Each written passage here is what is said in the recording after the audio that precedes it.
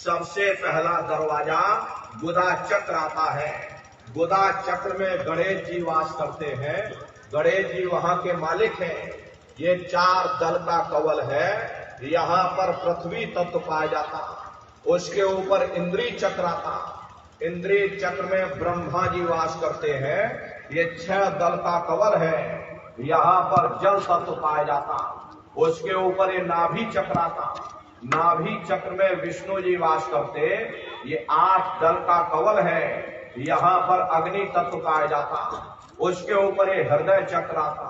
हृदय चक्र में शिव जी वास करते हैं। ये 12 दल का कवल है। यहाँ पर वायु तत्व पाया जाता। अरे वास तो ऊपरी मंडलों में करते, लेकिन उनका प्रकाश, उनकी किरणें इन चक्रों पर पड़ती हैं। उसी के ऊपर एक कंठ चक्र आता है। यहाँ पर आद्या महाशक्ति की किरणें पड़ती हैं। ये 16 दल का कवल है। और आप सबसे ऊपर, तुम्हारी जीवात्मा सबसे ऊपर दोनों आंखों के मध्य भाग में बैठी है, जहाँ पर देवियां बिंदी लगाती हैं और पुरुष जहाँ टीका लगाते हैं। ये बिंदी और टीका यहाँ पर इसीलिए लगाया जाता क्योंकि ये जीवात्मा यहाँ पर बैठी है, उसका श्रृंगार किया जाता। तो ये 10वां द्वार है जहाँ पर जीवात्मा बैठी हुई है। इसी 10वें द्वार पर बैठ करके जीवात्मा अपने प्रकाश को 9 दरवाजों में फैलाती है, जिससे आपका शरीर चलता, आपके हाथ, आपके पैर चलते हैं। जब आप भजन करोगे और घंटे शंख की आवाज को सुनोगे तो उस आवाज में चुंबक है।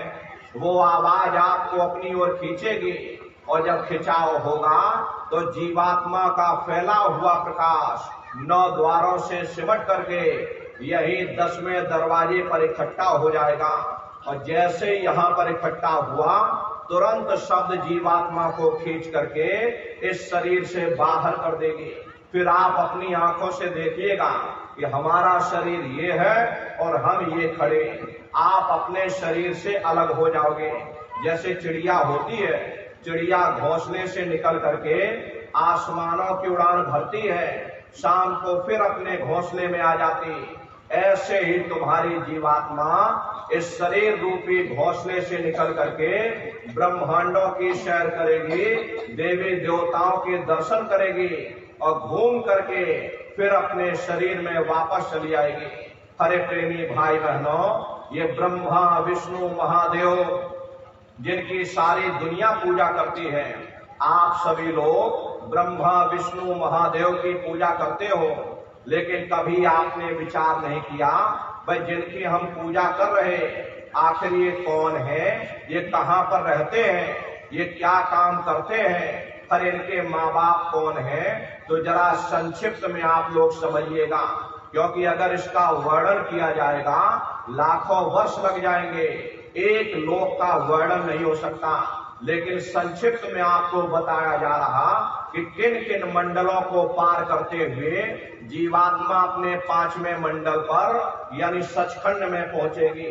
तो जब आप भजन करोगे और घंटे शंख की आवाज को पकड़ करके शरीर रूपी घोंसले से जब बाहर निकल जाओगे तो उसी आवाज को पकड़कर यही जीवात्मा ब्रह्मांडों की चढ़ाई करेगी। ये सूरज चांद सितारों को पार करने के बाद सबसे पहले जो आपको लोक मिलेगा उसे महात्माओं ने शिवलोक कहा। शिवलोक तमोगुणी स्थान है, वहां के मालिक शिव जी हैं। वो पार्वती जी के साथ उस लोक में विराजमान है। शिव जी का दर्शन करने के बाद फिर जब आप ऊपर चढ़ोगे उसी के ऊपर आपको ब्रह्मा जी का लोक मिलेगा। ब्रह्मा जी का लोक वो रजोगुणी स्थान है, वहां के मालिक ब्रह्मा जी हैं। वो गायत्री, सावित्री और सरस्वती के साथ उस लोक में विराजमान है। और ब्रह्मा जी का दर्शन करने के बाद फिर घंटे शंख की आवाज को पकड़ करके फिर जब आप ऊपर चढ़ोगे उसी के ऊपर आपको विष्णु लोक मिलेगा। विष्णु लोक वो सतोगुणी स्थान है, वहां के मालिक विष्णु जी हैं। उनका बड़ा मनमोहक स्वरूप है। उनकी 4 भुजाएं हैं और चारों भुजाओं में शंख, गदा, पद्म और चक्र सुशोभित हैं। और आप क्षीर सागर में लक्ष्मी जी के साथ विराजमान हैं। ये तीनों देवता ब्रह्मा विष्णु महादेव अपने अपने लोक में बैठ करके राज कर रहे हैं। एक रचयिता है जो जीवों को रचता है, एक पालनहार है जो जीवों को पालता है, एक संहार करता है जो जीवों को नष्ट कर देता। हर एक का काम है घड़े को बनाना, एक का काम है घड़े की सुरक्षा करना और एक का काम है घड़े को फोड़ देना। इनके जो माता है वो आद्या महाशक्ति है। ब्रह्मा विष्णु महादेव लोक के ऊपर वो आद्या महाशक्ति का लोक आता। उसी लोक को पार करने के बाद सबसे पहला देश पड़ता है, या यूं कह लीजिए कि पहली राजधानी पड़ती है, जिसे महात्माओं ने सहस दल कवल कहा। वो राजधानी है। ये ब्रह्मा विष्णु महादेव के जो लोक हैं उस राजधानी के अंतर्गत आने वाले जिले हैं। जैसे आपके राजस्थान की राजधानी जयपुर है, ये बाड़मेर आपका जिला। इसी तरह प्रेमी भाई बहनों, वो सहस दल कवल राजधानी है। राजधानी का जो मालिक है वो निरंजन भगवान है। ये ब्रह्मा विष्णु महादेव ये निरंजन भगवान के ही पुत्र हैं और ये आद्या महाशक्ति ये निरंजन भगवान की अर्धांगिनी है। और निरंजन भगवान स्वयं तीनों लोकों के मालिक हैं। उन्हीं को त्रिलोकीनाथ कहा जाता है।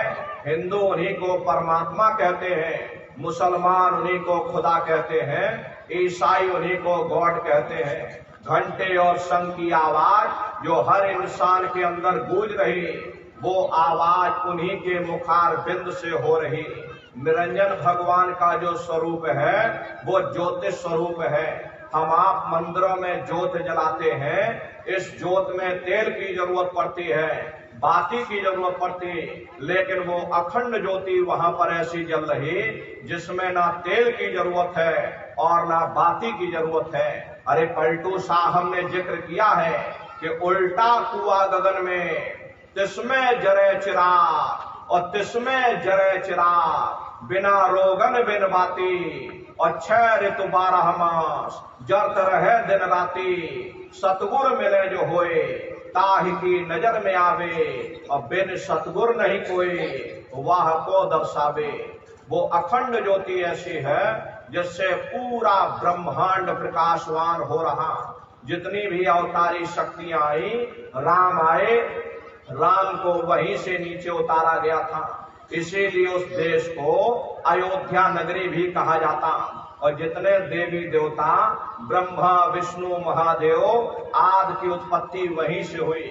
वहां के धनी का दर्शन करने के बाद फिर यही जीवात्मा दूसरे मंडल के शब्द को पकड़ करके और दूसरे मंडल की चढ़ाई करती है। शाम तज श्वेत को गहना, सुरत को तान धुन सुनना और बंक के द्वार धस बैठो और त्रिपुटी जाए कर लेना। उसी के ऊपर दूसरा देश आता है जिसे महात्माओं ने त्रिपुटी देश कहा। वहां के जो मालिक हैं वो ब्रह्म है। वहीं से मन और माया की उत्पत्ति हुई। वहीं से 3 गुण, रजोगुण तमोगुण सतोगुण, तीनों गुणों की उत्पत्ति वहीं से हुई। ये जो आपके वेद हैं, वेदों की भी उत्पत्ति उसी स्थान से हुई है। अरे महात्मा कहते हैं कि त्रिकुटी महल में विद्या सारा, घर हर गरजे बजे नगारा और लाल वरण सूरज उजियारा। प्रेमी भाई बहनों, वहां पर 2 धुनें यानी बादलों की गर्जन और मृदंग की आवाज उस लोक में गूंजती रहती है। जैसे पहले स्थान पर निरंजन भगवान के देश में घंटे और शंख की आवाज गूंजती है, ऐसे दूसरे मंडल पर यानी कि ब्रह्म के देश में बादलों की गर्जन और वहां पर मृदंग बजता रहता। ब्रह्म का जो स्वरूप है लाल वरण सूरज उजियारा। ये सूरज कुछ नहीं है, ऐसे लाखों लाख सूर्य इकट्ठे करोगे तो वहां का एक सूर्य बनेगा। ब्रह्म का जो स्वरूप है वो सुबह के लाल सूर्य के समान है। इसीलिए वहां का पूरा ब्रह्मांड लाल है। जहां तक आपकी निगाह जाएगी ब्रह्म देश में चारों तरफ आपको लाल ही लाल नजर आएगा। अरे महात्मा जब साधना करके वहां पहुंचे तभी महात्माओं ने लिख दिया, लाली मेरे लाल की और जित देखो त लाल, और लाली देखन में गई और मैं भी हो गई लाल। वो पूरा ब्रह्मांड ही लाल है। जितने साधक वहां पहुंच जाते हैं उन सभी को योगेश्वर कहा जाता है। जैसे व्यास जी हुए, वशिष्ठ जी हुए, वाल्मीकि जी हुए, इन सब की पहुंच वहीं तक थी। इसीलिए कहा गया कि वाल्मीकि भय ब्रह्म समाना। जब इनकी जीवात्मा वहां पहुंची और जब इन्होंने ब्रह्म का दर्शन किया तो इनका स्वरूप भी ब्रह्म के समान यानी कि ब्रह्म स्वरूप हो गया। जितने साधक वहां पहुंच जाते उन सभी को योगेश्वर कहा जाता। योगेश्वर भगवान श्री कृष्ण उसी देश में वास करते हैं। ये जो ब्रह्म देश है वो श्री कृष्ण भगवान का ही देश है और श्री कृष्ण भगवान वहीं पर रहते हैं। अरे प्रेमी भाई बहनों, ये बाहर की जन्माष्टमी नहीं है जो आप लोग मनाते हो। अरे महात्माओं ने कहा था भाई सही मायने में तुम जन्माष्टमी कब मनाओगे? जब तुम्हारी ये जीवात्मा 5 तत्व जल पृथ्वी अग्नि वायु आकाश और 3 गुण रजोगुण तमोगुण सतोगुण 5 तत्व और 3 गुणों से परे होकर के ब्रह्म देश में पहुंच करके जब कृष्ण भगवान का साक्षात्कार कर लोगे तब सही मायने में जन्म अष्टमी मनाई जाएगी। वहां कृष्ण भगवान का दर्शन करने के बाद फिर यही जीवात्मा तीसरे मंडल के शब्द को पकड़ करके तीसरे मंडल की चढ़ाई करती है।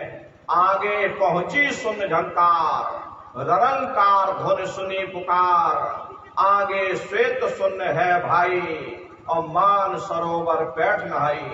उसी के ऊपर तीसरा देश आता जिसे महात्माओं ने शून्य देश कहा, उसी को रारंग देश कहा जाता, उसी को अक्षर और नेति कहा जाता। वहां के जो मालिक हैं वो रारंग पुरुष यानी कि पार ब्रह्म पुरुष है। वहां किंगरी और सारंगी 2 धुनें उस लोक में गूंजती रहती हैं और पार ब्रह्म पुरुष का जो स्वरूप है वो पूर्णमासी के चंद्रमा के समान बड़ा ही मनमोहक स्वरूप है। इसी स्थान पर प्रेमी भाई बहनों एक बहुत बड़ा अमृत का सरोवर बना जिसे महात्माओं ने मान सरोवर कहा। जब तुम्हारी ये जीवात्मा उस मान सरोवर में स्नान कर लेगी तो जन्म जन्मांतरों के मैले पाप कर्म साफ हो जाएंगे। अरे यहाँ के पानी से तुम्हारे कर्मों की सफाई नहीं होने वाली, ये बाहर का पानी तुम्हारे